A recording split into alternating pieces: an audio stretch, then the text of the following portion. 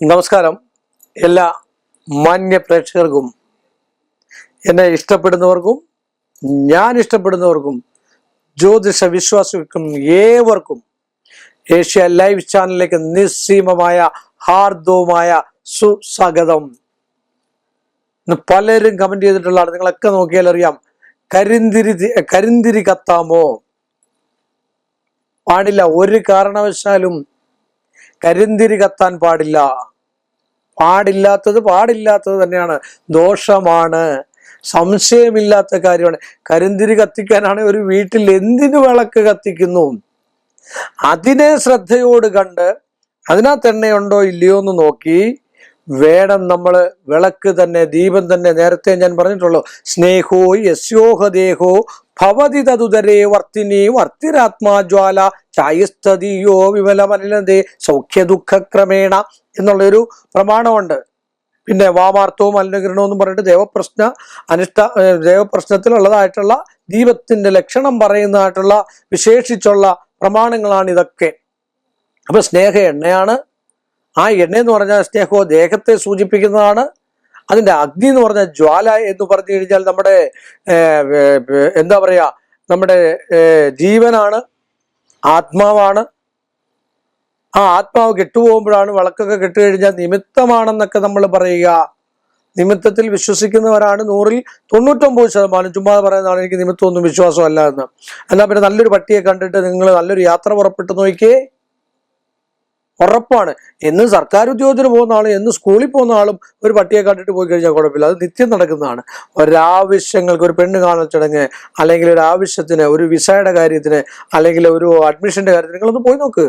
എത്ര പഠിച്ച ആളാണെന്ന് പറഞ്ഞാലും നിമിത്തം തന്നെയാണ്. ജ്യോതിഷപ്രകാരം സംശയമില്ലാത്ത കാര്യമാണ്. വിശ്വസിക്കുന്നവർ മാത്രം വിശ്വസിക്കുക. വിശ്വസിച്ചാൽ ഫലമുള്ള സാധനമാണ് ജ്യോതിഷം. സംശയമില്ലാത്ത കാര്യമാണ്.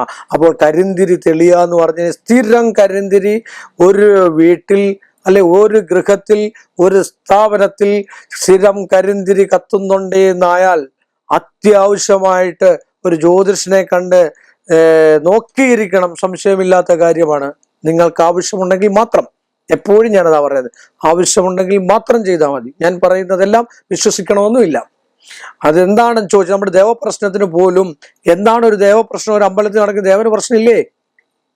ഉണ്ട്. അതുകൊണ്ടല്ലേ മഹക്ഷേത്രങ്ങളിലൊക്കെ ദേവപ്രശ്നം വെച്ചതിന് ശേഷം അതിന് പരിഹാരം കാണുന്ന കാര്യം ദേവന് പോലും പരിഹാരം കാണുന്നു. പിന്നാണോ മനുഷ്യന്?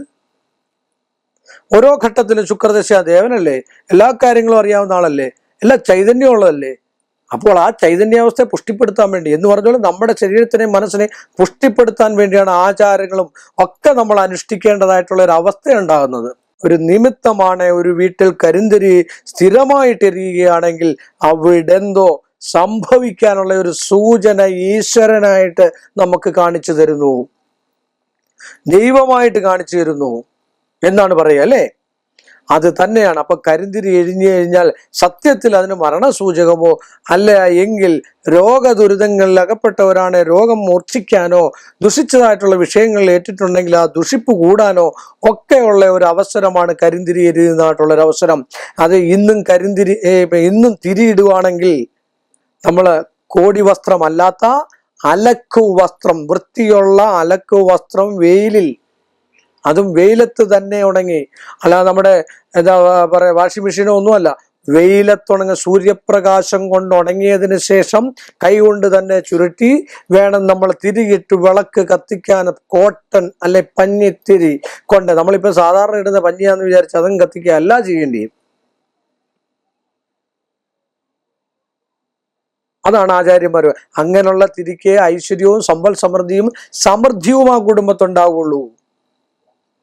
ഇതെല്ലാം ചെയ്യുന്നുണ്ടെന്ന് എല്ലാവരും പറയും. എന്നിട്ട് എനിക്കൊരു യോഗം ഇല്ലെന്ന് പറഞ്ഞു കഴിഞ്ഞാൽ ശരിയായ രീതിയിൽ ചെയ്തെങ്കിൽ മാത്രമേ ഫലം ഉണ്ടാവൂ എന്നാണ് ആചാര്യന്മാർ പറയുക. അതുകൊണ്ട് ഒരു കാരണവശാലും കരിന്തിരി കത്താതെ സൂക്ഷിക്കേണ്ടത് നിങ്ങളുടെ കടമയാണ്. ഇനി അഥവാ അങ്ങനെ വീണ്ടും ശ്രദ്ധിച്ചിട്ടും അങ്ങനെ വരുന്നുണ്ടെങ്കിൽ എന്തോ കഷ്ടനഷ്ടങ്ങൾ ആ കുടുംബത്തിലോ ആ സ്ഥാപനത്തിലോ അല്ലെങ്കിൽ ആ ക്ഷേത്രത്തിലോ വരാൻ പോകുന്നു എന്ന് ഉള്ളാലെ കണ്ട് മുൻകൂട്ടി തന്നെ ജ്യോതിഷനെ കണ്ട് അതിന്റെ കാരണം കണ്ടുപിടിച്ച് അതിന് 100% സംശയമില്ലാത്ത കാര്യം. നമ്മളൊക്കെ പറയാറില്ലേ, കറുത്വാവ് സമയത്ത് പശു ഇങ്ങനെ സൗണ്ട് കേൾപ്പിച്ചുകൊണ്ടേ ഇരിക്കുന്നത്. എന്തിനാ? അതൊരു സൂചന തരികയാണ് അല്ലേ? വേലിയേറ്റം വേലിയിറക്ക സമയത്ത് വലിവ് കൂടുന്നു, ഒരു സൂചന തരികയാണ് വലിവാണെന്നുള്ളത് അല്ലേ? കർത്തവാവ് സമയത്ത് ഇതൊക്കെ നമുക്കറിയാം. ചിലരൊക്കെ ഇതങ്ങോട്ട് എന്താ പറയാ മസിൽ പിടിച്ചിരിക്കുകയാണ്, ഇതൊന്നും വിശ്വസിക്കാൻ പറ്റില്ല, എല്ലാം കള്ളമാണെന്നാണ് പറയുക. കള്ളമല്ല, ശാസ്ത്രം തന്നെ, ശാസ്ത്രമേ വിജയിച്ചിട്ടുള്ളൂ, സംശയമില്ലാത്ത കാര്യമാണ്. അതുകൊണ്ട് ഒരു കാരണവശാലും നിങ്ങളായിട്ട് വിശ്വാസമുള്ളവരായിട്ട്, വിശ്വാസം ഉണ്ടെങ്കിൽ കരിന്തിരി കത്താൻ ഇരിക്കാൻ അത് നല്ല മനസ്സും നല്ല ശരീരവും നല്ല ഭയഭക്തിയോടുകൂടിയും, ഭയവും ഭക്തി വിശ്വാസവും കൂടെ ഉണ്ടെങ്കിൽ വിളക്ക് കത്തിച്ചാൽ, ഒരു വീട്ടിൽ വിളക്ക് കത്തിച്ചാൽ വേറെ ഒന്നും വേണ്ട.